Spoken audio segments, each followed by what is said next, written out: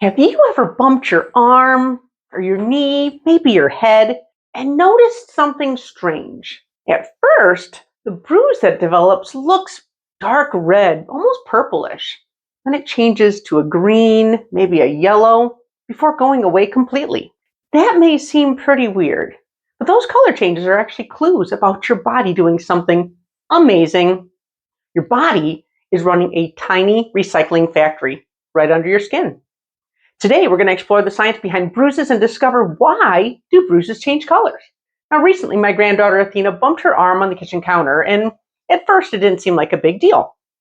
But later that evening, she noticed a dark purple spot on her arm. And like many curious kids, she asked a great question. She said, "Usha, why does my bruise change color?"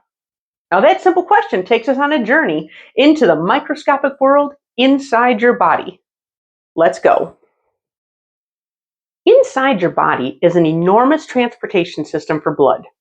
You have large blood vessels called veins, and those veins branch into smaller vessels called venules.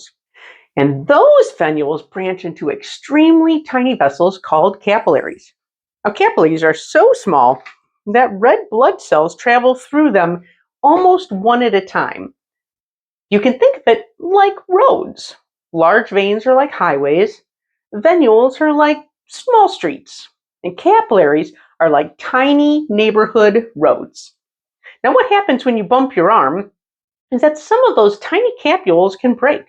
And when that happens, blood leaks out into the tissue under your skin. Your skin is still intact, so the blood gets trapped underneath.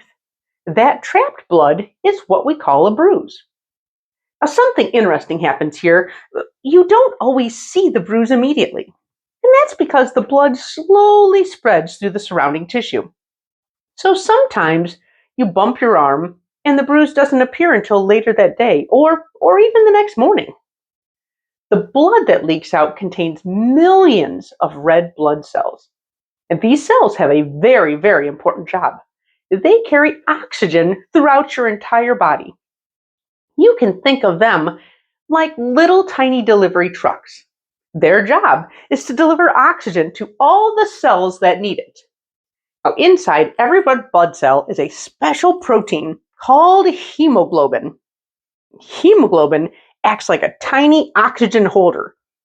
Each hemoglobin molecule can hold up to 4 oxygen molecules at the same time.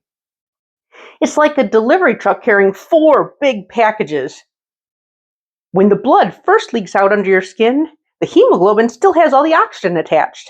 That's why the new bruise often looks red or purple. But after a while, the oxygen molecule leaves the hemoglobin. When the hemoglobin loses oxygen, its color changes.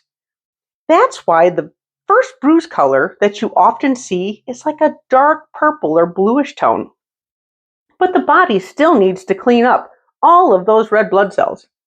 That's when the cleanup crews arrive. Your body sends a special cell to the bruise, and those cells act like tiny garbage collectors. They break down the red blood cells and recycle the materials. You can imagine it like a recycling truck inside of your body. When hemoglobin starts breaking apart, it creates a green chemical called biliverdin. Biliverdin is a bright green color, and that's why many bruises turn green after a few days. But next, biliverdin gets converted into another chemical called bilirubin. Bilirubin has a yellow color, and that's why we often will see yellow after the green before the bruise disappears. Eventually, most of the broken down molecules are recycled or removed.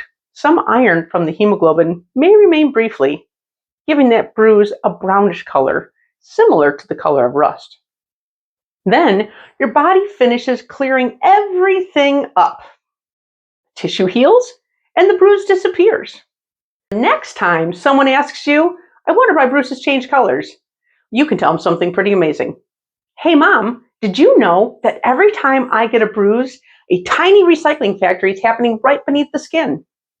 If you've enjoyed learning about the real science behind everyday life, join, subscribe, and follow us here at Beyond the Book STEM Academy. And remember, stay curious, because the most amazing science happens beyond the books. We'll see you next time.